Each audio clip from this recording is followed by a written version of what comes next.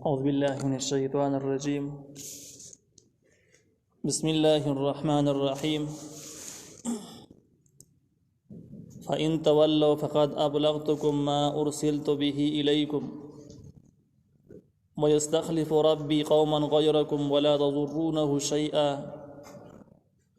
إن ربي على كل شيء حفيظ. سورة هود 57 نمبر آیات. په دې 57 نمبر آیات کې د هود علیه السلام د دعوت حاصل ذکر کیږي. حاصل دا د جماعت الله تعالی دین تاسو ته ورساو. که تاسو دې ټیم کې مخ اړوي او دا دین نه قبلوي نو دا زما نقصان نه دی، دا تاسو خپل نقصان دی. ځکه زما ذمہواری دومره وا چې زه حق دین تاسو ته ورسوم او ورسېدو. او نو چې کله تاسو دې مخ واړو نو الله تعالی به داسې خلک داسې بې ایمانه خلک چې د دین دشمنان هېڅ خیر د هغې په ژوند کې موجود نه وي او د اسلام او د شریعت پوره ترجمانۍ نه وروسته هم هغوی باغیان جوړېږي. نو د الله تعالی نظام داسې دی، دا خلک به د دنیا په مخ باندې نه پرېږدي، دا ختموي. او په دغه صورت کې چې کله تاسو ختم کړي د دنیا نه پناه کوي نو تاسو د الله تعالی هېڅ هم نشئ کولی په دې ټیم کې. نو د مضمون حاصل دا شو چې د دې مخالفت نقصان ستاسو خپل دی. الله تعالی په قدرت نه تاسو بار کېدی نشئ، لہذا ستاسو خیرخواهي دا ده چې دا دین ومنئ او نقصان هم په دې کې دی چې تاسو مخالفت وکړئ. نو ویې ویلې فإن تولوا که تاسو مخ واړو فقد ابلغتکم یقینا ما رسول تاسو ته ما هغه څه ارسلت به چې زه رالیږلی شوی یم په هغې باندې الیکم تاسو ته، یعنې ما خپله ذمهواري پوره کړه. اوس تاسو یې نه منئ، همدې ځای کې اندماج اختصار دی، یعنې تاسو یې نه منئ. د الله نظام داسې ده چې داسې خلک په دنیا باندې نه پرېږدي، داسې خلکو ته د الله تعالی ضرورت نشته. نو تاسو به ختموي، په تاسو باندې به عذاب راځي. نو ویستخلفو بیا به الله راولي، ويستخلف ربي او وروسته به راولي رب زما قوما یو بل قوم غیرکم چې تاسو نه بغیري،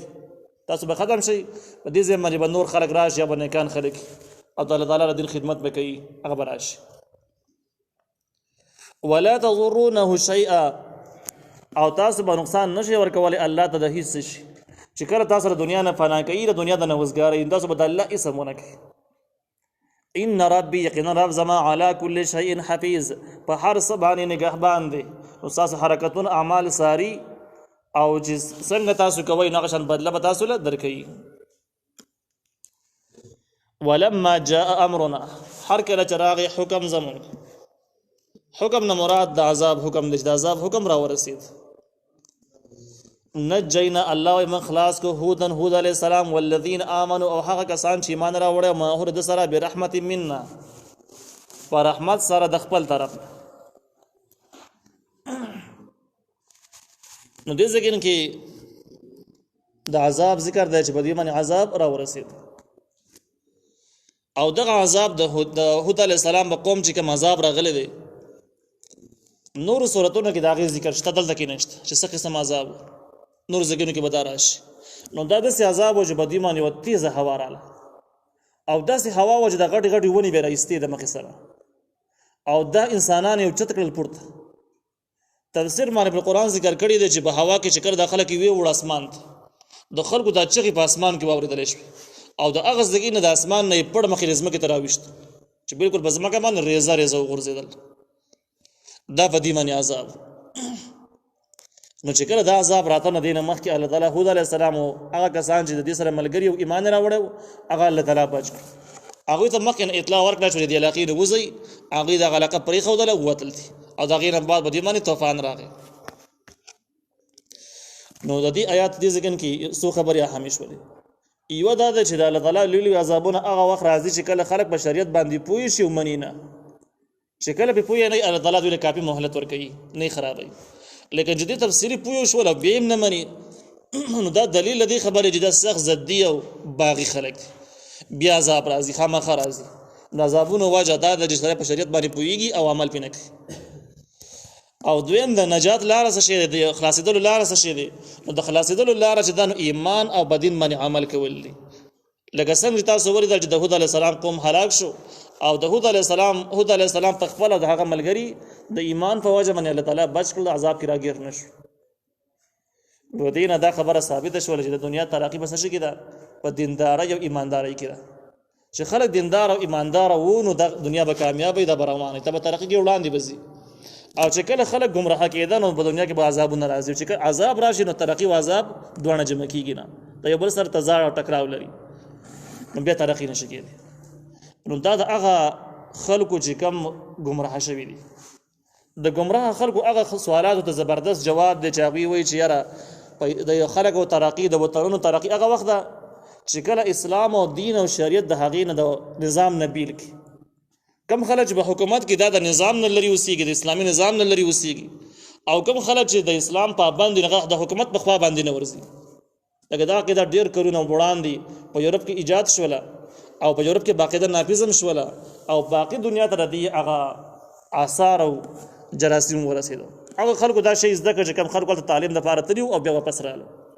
نو هغې به دې ټکي معنی دي چې یاره بس دین او شریعت او ترقي یو بل سره تضاد لري او په دې باندې د هغوی بې حسابه اعتراضات بې حسابه اعتراضات چې د هغې د جوابونو ټایم دا نه دی لیکن دې ځای کې تفصیلي مضمون د الله تعالی دا شو چې کوم خلک به دین باندې ترقي کوي د الله تعالی د عذابونو نه بچي د دوی په رزق او ژوند کې به باقاعده برکات دي دا مضمون به نورو ځایونو کې راشي او چې کوم خلک د دین مخالف دي خاص کر چې کله پې پوه هم شي او عمل پې نه کوي نو دا د عذابونو مستحق دي په دوی به زبردست عذابونه راځي او چې کله عذابونه نازل شي نو ترقي به نوم هم څوک وریني ځکه چې کله عذابونه راشي او د دنیا برکات ختم شي قهر متوجه شي نو ترقي به کوم ځای کېدی شي د دې سره د پښتو یو متل هم ښه سمون خوري چې خلک وایي چې کله الله نه کي نو پیر بابا به څه کي یعنې الله تعالی قهر او عذاب ستا دپاره مقرر کړي د ګناهونو په وجه باندې نو بیا ستا محنتونه او ستا کارخانې کفنیانې هېڅ څه فایده هم نه ورکوي نو دې ځای کې هود علیه السلام او د هغه ملګرو ته نجات میلاو شو د ایمان په وجه باندې او د نیک اعمالو په وجه باندې قوم چې د هغې طاقتور قوم مخکې به موږ وویل ډېر غیرتي قوم هم و بهادر و ډېر طاقتور هم و ډېر ښایسته شکل شکلونو والا هم و لیکن چې کله ایمان نه لارو د اسلام مخالف شو نو الله تعالی د دنیا وزګاره کړله ختم یې کړل وراسې خطرناک عذاب باندې او دې خلکو د الله تعالی هېڅ نقصان هم ونه کړو الله وایي وتلک عاد دغه عادیان دي ونجیناهم خلاص کړ دوی لره من عذاب غلیظ د عذاب سخت نه دې ځای کې د هود علیه السلام او د هغه د ملګرو د نجات دو پیرې ذکر شوی دی یو پیر په آیات پر اول سر کې دی چې ولما جاء امرنا نجینا هودا هر کله زمونږ حکم د عذاب راغی نو موږ هود علیه السلام او د هغه ملګرو ته نجات ورکړو بیا وایي ونجیناهم من عذاب غلیظ موږ دوی خلاص کړ د عذاب سخت نه دې کې د مفسرینو رایې دا ده چې په دواړو نجاتونو کې فرق دی اولنی نجات چې کوم دی دا نجات د دنیا د عذابونو نه دی د دنیا د کړاوونو نه دی نو ګوره هود علیه السلام چې کله پیغمبر شو دین د پاره کار شروع کړ نو خپل ټول قوم دشمن شو د خپل قوم سره دشمنی کول او دشمنانو په منځ کې ژوند تېرول دا ډېر ګران کار دی نو الله تعالی هود علیه السلام ته نجات ورکړو دغه قوم نه دغه کینهګر او ګمراه قوم نه اخلاص کړو هغې په ځای باندې نور نیکار خلک یې را پیدا کړو یو نجات دا شو دویم چې کله عذاب شروع شو طوفان راغی طوفان کې نوح علیه السلام طوفان کې هود علیه السلام موجود نه نو دا دنیاوی نجات دی اولنی نجات دا دنیاوی دی چې دشمنانو د دشمنۍ نه محفوظ کو او د آسماني آفت نه محفوظ پاتې شو او دا دویم چې کوم دی ونجیناه من عذاب غلیظ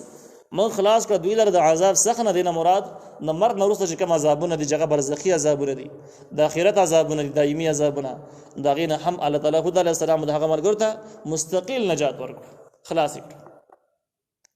الله وایي وتلک عاد دغه عادیانو جهدوا بآیات ربهم چې انکار یې کاو د آیاتونو د رب خپل دا د واقع حاصل شو خلاصه ذکر کیږي واقعات چې کوم دي تاریخ نو اصل کې د انسان ترقی چې کوم ترقی او د عروج او د زوال کوم عوامل چې در تاریخ نه معلومیږي کم خلک چې په تاریخ باندې پوهیږي هغه دوکه کیږي نه هغه خو بد تمیز کولی شي کم خلک چې په تاریخ سره اشنا نه نو هغه خلک بیا د ګټې تاوان لاري معلومولی نه شي په دغه حوالې سره قرآن هم مستقل تاریخونه نقل کړي دي تاریخي واقعات نقل کړي دي په دې ځکه کې په دې آخره کې د هغې خلاصه ذکر کیږي چې د واقع حاصل او خلاصه څه شو د اسې ټیم پاسې نه و چې واقعه وراله ختمه شوله بس قصه خلاصه شوه د عام افسانو شانته کې دنیاوي قصو شانته کې واقعیا دا نه ده د یو تاریخي عبرتي واقعیا ده او د یو خپل مضمون لري او په دې کې د ګټې او تاوان مستقل لاري موجود دي. د دې ډېر مثالونه په عام معاشره کې هم کې دي لکه کم خلک چې مطالعه کوي دینی کتابونه مطالعه کوي او مذهبي سړی نو په دې کتابونو کې خم یو بدمي هر قسم کتابونه بکی ته چې خو بد معلومه څنګه به معلومه هغه د لپاره به تر واخلې تذکرۃ المصنفین چې دا کتابونه چې کوم خلکو لیکلي دا هغه د لپاره دا هغه په تمام مصنفینو باندې مستقل کتاب دی احوال چې دا کتاب پلان کې لیکل دی او دا د سړی دا پورا احوال نقلی نو دغه نه به خو بد کتابونو منځ کې پاره کو پیژنې دغه شانته غواړي چې د خپل وطن د خپل علاقې خیرخوا او بدخوا معلوم کی نو خاص کر پاکستانی قوم تقریبا د 15 او یو کارونه مسلسل په دوکو کې پروت دی مسلسل او رنزيږي کړيږي چې را بس مونږ ته پته ونه لګي دا مونږ بیا دوکه شو مسلسل دوکه کیږي نو کدوې لا ګستر کې وغړې او تاریخ راواخلي د پاکستان په تاریخ باندې بازار حسن سے پارلیمنٹ تک یو تاریخ د پاکستان په ټولو مشرانو باندې موجود دی او تاریخ ورته څه شی د در هیڅ شي خیال نه ساتي هر شی پاک ذکر کوي او بیانوي دا راواخله او دا مطالعه او دا دو جلد کې په الحال موجود دی نو په دې د متاته پته ولګي چې را دا پلان کې څوک دی دا د چا زوی دی او د کارنامې سوي دین د پاره څه کړی دی د دین مخالفت کړی دی کنه دی کړی د چا سره برابرته کې او رچار بیکار کاو دا ټول احوال به د تفصیلی معلوم کی د پلارانو احوال د زامنو احوال دا غوي کارنامې کارګزاریان دا غوي عقیدی تفصیلی ژوند مبارک ته مطالعه کی چې کله د مطالعه کو دا غینه بعد ته چرته هم خطا نشي او دا مضمون مخکې په سورۃ یونس کې هم اشارتان ذکر شوی مخکې البته موږ باغې باندې بحث کړو چې کله په نبی علیہ السلام په نبوت باندې اعتراض وشو چې تا پیغمبر نه الله تعالی نبی علیہ السلام ته جواب خو د دې خلکو ته وایا چې لقد لبستم فیکم عمره یقینا تاسو منځ کې ما ډېر عمر تیر کړی دی سوریخ کاله مخکې تاسو سره به دغه کې ما ژوند تیر کړل به د معاشره کې سوریخ کاله ډېر غټ عمر دی پرې سوریخ تو کالو کې تاسو لیدلې د جماعت حکومت شوق کړی دی تاسو لیدلې د جماعت پیسو سره کړی دا تاسو لیدلې د جماعت غداري دوکه بازی کړی دا تاسو لیدلې چې کله ماته وحی نه وشوي تاسو ته ما ویل چې د بوتانو عبادت نه کوي نه مې ویل هغه سوریخ کاله چې کوم دي تاسو په منځ کې زما د پیغمبري د لپاره ثبوت او دلیل نه دی چې زه پاک دامن یم رښتونه یم زه خود غرض نه یم زه صرف الله تعالی پر دین پر رسول مجبوره کړی یم ځکه تاسو ته دین بیانوم ماته وحی کیږي تفسیر مال القرآن وایي چې دا وړه جمله چې ډېر کچې معلومیږي او مخاطب نبی علیہ السلام دی قیامت پورې دا یو د سیکولیا او فارموله ده چې په دې سره د خو خلکو د بد خلکو اندازه ډېره په اسانه سره ګوري شي پاتې شو داوی خبري چې یاره پلان کې داسې ویل او داسې خبره وکړله او ما دا خبره خوښه شوه هغه مې خوښه شوه نو دا خو ډېر ساده توب خبرې دي خو تاسو د مداریان خواته چې ورشئ که نو او څومره فصیح بلیغ بیان کوي او څومره خلک ورته ولاړي دا خلک هسې نه ولاړ د خبرو متاثره کړي ځکه ولاړي لیکن به دې هر سړی پوهېږي چې مداري صادق وي دا رښتونه وي دا چې څه وایي داسې کوي او د به خبرو کې څه انجام او حقیقت شته نه دا مداري توب دی نو په دې وجه چې تاسو کله تاریخ راوالی د عبدالله ابن سبا بیانونه هم تاریخ نوٹ کړي داسې بهترین بیانونه سړی حیرانېږي ورته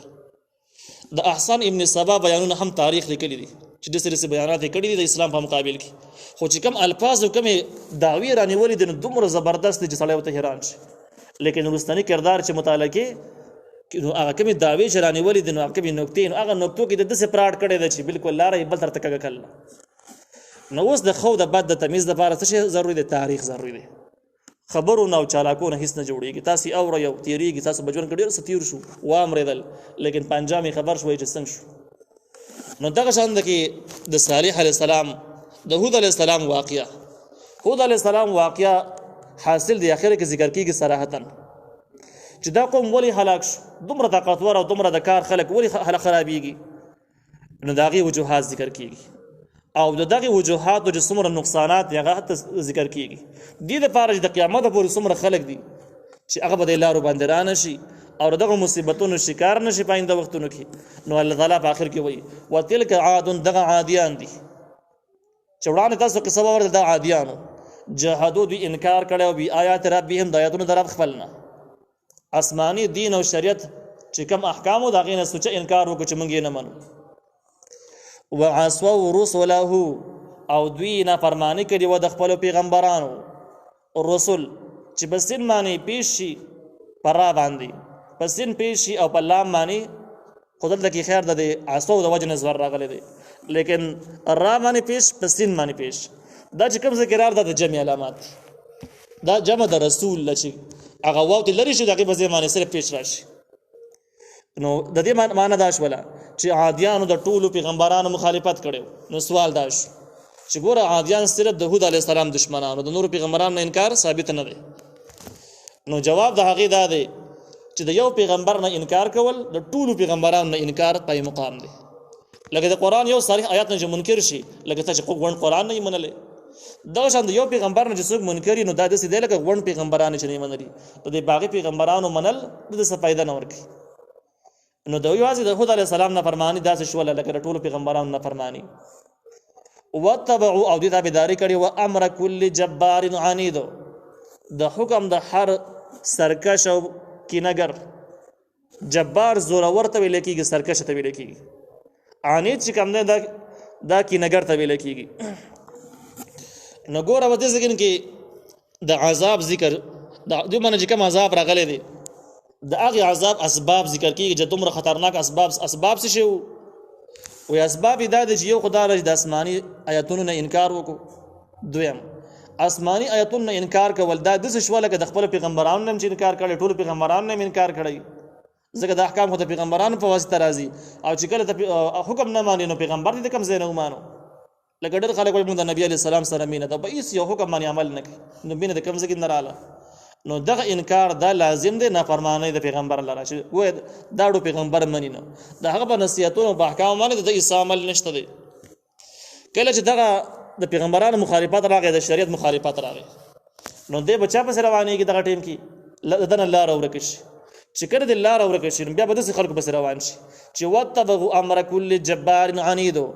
دی ورپسې شو په حکم د هر سرکش او کینهګر پسې هم کوم خلک په شریعت باندې عمل نه کوي نو به انجام سي په سرکش خلکو پسې او کینهګر خلکو پسې روان شي چې لکه زما پلان کې سړی باندې شو داغه سمې پښتو او دې سره مې پښتو او دا نه منم او هغه نه منم یعنی دلیل ته شریعت ته قطعا نه ګوري خو بس صرف کینې زد د دنیا حرس لیونه کړي دا خلکو غلامان شي دا مضمون په نور روایتو کې د سم راغلي دي چې د کم زړه کې د الله تعالی مینه نه پاره کې د مخلوق مینه پریوزي تاسو ډېر خلک لیدلی چې سپو سره سخت مینه کوي بیکاره شی د سپې پرید شي دي خو سپو باندې بده مړي ډېر خلک د چې صرف بانګیان بساتي او جنگي به دې پسې بتاوي او ډېر خلک بده چې صرف نور داس چیزونه پیدا کړي چې هغه اس بس بے فائدې شي د اس پیدا نه خدای به تعویق د تعویق خپل ژوند په خرابي د الله تعالی اثر کې په یو عذاب باندې اخته کړي په دغه ځل کې د الله تعالی مين نه نو الله تعالی د بزر کې د دې بیکاره شي نو مين ورواچ چې شیم څه شي نه دغه شان د کې کوم خلکو چې الله تعالی اطاعت نه د الله تعالی یره نه نو لازمان دي د پیغمبرانو مخالف شي او د پیغمبرانو د شریعت د دین مخالفت نه ورسته الله تعالی د دې په قسمت کې دسي بیکاره خلک ولیکي او د هغه مشري ور نصیب کی چې هغه خلک چې کمینو هم سرکشي او هم کینهګری دا د عذاب اسباب ذکر شو د عذاب د سړی د عذاب مستحق دی بدمانه بازاب خامہ خراسي بیا پر بل آیات کې د عذاب ترقی د چې بده معنی واځي خلاص نشو چې یاره دې دغه درې عذاب جرمونو کې اخته شو د آیاتونو نه انکار د پیغمبرانو نه انکار او د سرکش او د کینهګرو خلکو قیادت تسلیمول او هغه پسې ورپسې کېدل دای نصیب شو دومره پوره ده وای نه دومره پوره نه ده واتبغوا في هذه الدنيا لعنه ورپسې شو بدوی پسې بده دنیا کې لعنت معنی مخکې من کله چې التبعید عن الرحمت د رحمت نه لري وتل در دې معنی ده نو په دنیا کې د رحمت نه لري وتل څنګه لري وتل من ویل د رحمت او د رحمت او عذاب دا دو ازداد یو بل خلاف سيزونه دي لکه څنګه چې شپه ورځ یو بل خلاف دي شپه راشي ورځ نه چې ورځ راشي به شپه نه خو د صدقې کې شپه نه یو ورځ نه د څه پکې نه دا شان کې دا عذاب او رحمت ازداد دي نو چې کله رحمت راشي نو عذاب بیا نه او چې عذاب راشي رحمت بیا نه نو دوی د رحمت نه لري وتل چې لري وتل عذاب اتوماتیک رانږدې شو عذاب را ورسید نو دوی په دنیوي عذابونو کې اخته شو او مخې تاسو خبر واوریدله چې دی هوا اسمانون ته وخه جوړ دغه زګین د ازمکه تراويشت دا په دنیا باندې خبره پوره شو په دنیا هم نه ده پوره او یوم القیامت په ورځ د قیامت باندې هم الته هم د رحمت نه لري چرته پراته په جهنم کې پراته